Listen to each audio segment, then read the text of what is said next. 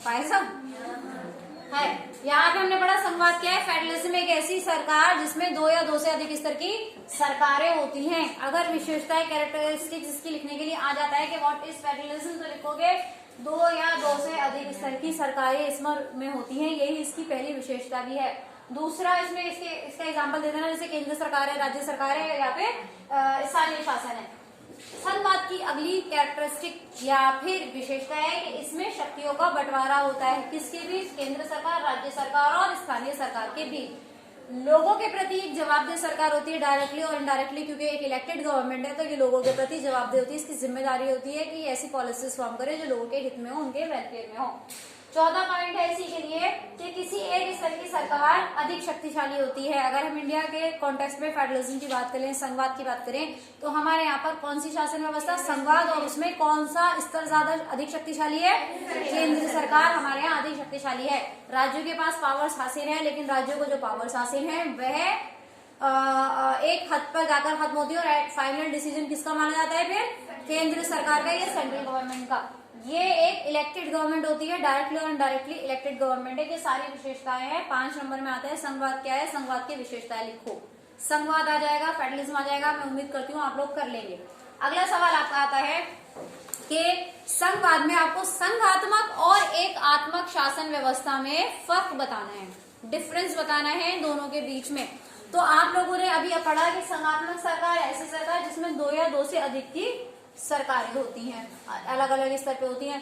एकात्मक सरकार जहां पर यूनिटरी फॉर्म ऑफ गवर्नमेंट, जहां पर एक ही स्तर की सरकार है। बस इसी का रिवर्स वो लिखोगे। अगर आपने एक याद कर लिया तो दूसरा अपने आप आपको याद हो जाएगा। संघात्मक दो या दो से अधिक स्तर की सरकार है, यूनिटरी फॉर्म ऑफ गवर्नमेंट या एकात्मक सरकार जहां पर एक ही स्तर की सरकार होती है। इसके अधीन होकर कार्य करती है और बाकी जो इकाइयां होती है, छोटे छोटे यूनिट्स होते हैं, वो एक ही के अंडर होते हैं। एडमिनिस्ट्रेशन को चलाने के लिए, देश को रन करने के लिए, चलाने के लिए अलग अलग छोटे छोटे यूनिट्स बांट दिए जाते हैं, लेकिन सरकार एक ही होती है। उसके बाद शक्तियों का बंटवारा होता है। क्या? मेन पावर जो है वो एकात्मक सरकार है, तो सारी सरकार जो है वो केंद्र के पास ही है। केंद्र सरकार राज्य एवं प्रांतीय सरकारों को आदेश दे सकती है। यहाँ पर हमारे यहाँ पर अगर हम कहते हैं फेडरलिज्म है, तो राज्य सरकार को केंद्र सरकार गाइडलाइंस दे सकती है, आदेश नहीं दे सकती। जबकि एकात्मक सरकार में क्योंकि सिर्फ सेंटर ही पावरफुल है, बाकी छोटे एज ए यूनिट्स काम कर रहे हैं, इकाइयों के तौर पे काम कर रहे हैं, तो वो एकात्मक सरकार में सेंट्रल गवर्नमेंट केंद्र सरकार ऑर्डर्स देती है किसे? उन स्मॉल यूनिट्स को। दो units are working under that government, under central government. राज्य केंद्र सरकारें सरकार को जवाबदेह नहीं होती हैं। यहाँ पे हमारे यहाँ राज्य सरकारें जो है वो अपनी पॉलिसीज के लिए जवाबदेह होंगी केंद्र सरकार को, स्थानीय सरकारें राज्य सरकार को, राज्य सरकारें केंद्र सरकार को। लेकिन क्योंकि एकात्मक शासन व्यवस्था में सिर्फ केंद्र पावरफुल है, तो राज्य सरकारें जो केंद्र है वो जवाबदेह नहीं है, बल्कि राज्य सरकारों की जवाबदेही किसकी तरफ जा रही है? जो छोटी यूनिट्स हैं उनको जवाबदेही फिर देनी पड़ती है केंद्र सरकार को। इसके एग्जाम्पल है हमारे यहाँ पे इंडिया, कनाडा और जर्मनी। एकात्मक सरकार के एग्जाम्पल्स लिख लो। France, China, Japan. France, China, Japan. ये वाले पॉइंट्स अगर याद हो गए तो इसी का जस्ट रिवर्स लिख देना। आप लोगों का पेपर में क्वेश्चन, 2 क्वेश्चन तैयार हो जाएंगे। पहला संघात्मक शासन व्यवस्था, उसकी विशेषता है। दूसरा एकात्मक और संघात्मक शासन व्यवस्था में डिफरेंस। समझ आया है? एक बार और बताओ। यहाँ पर एक संघवाद में दो या दो से अधिक स्तर की सरकार है। एकात्मक शासन व्यवस्था में एक ही स्तर की सरकार होती है और बाकी जो होती है यूनिट्स के तौर पे काम करते हैं, छोटे इकाइयों के तौर पे काम करते हैं। इसमें शक्तियों का बंटवारा होता है, इसमें सारी पावर्स केंद्र के पास होती है, वो उन्हें ऑर्डर्स दे सकती है स्मॉल यूनिट्स को। लोगों के प्रति जवाबदेह सरकार होती है। यहाँ पे राज्य जो स्मॉल यूनिट्स है वो जवाबदेह होते हैं केंद्र के प्रति। किसी एक स्तर की सरकार अतिरिक्त शक्तिशाली होती है। इसमें सिर्फ स्तर की सरकार तो है ही नहीं, केंद्र है तो सारी पावर्स केंद्र के पास ही होती है।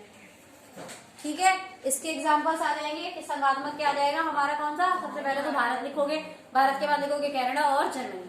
जबकि फ्रांस में और चाइना में और जापान में, फ्रांस, चाइना, जापान। चाइना तो याद रख लेना, अभी कोरोना वायरस से याद रह जाएगा। चाइना, वहां पर यूनिटरी फॉर्म ऑफ गवर्नमेंट है। क्या ये याद हो गया? मैं समझू के समझ आ गया, इसको मैं समझा मानू। अगले देखो, इसमें इन्होंने कहा संघवाद के प्रकार।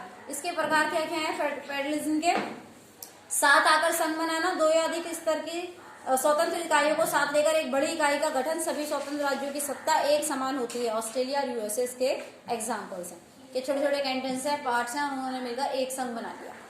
7 लेकर संघ बनाना, एक बड़े देश द्वारा अपनी आंतरिक विविधता को ध्यान में रखते हुए राज्यों का गठन करना। केंद्र ज्यादा शक्तिशाली होता है, जैसे भारत में है हमारे यहाँ पर, कि हमारे यहाँ पे अलग अलग स्तर पे सरकारें हमने बना दी है, तो राज्यों का अपना अस्तित्व है, वो भाषाई आधार पे भी हो सकता है, वो उनके कल्चर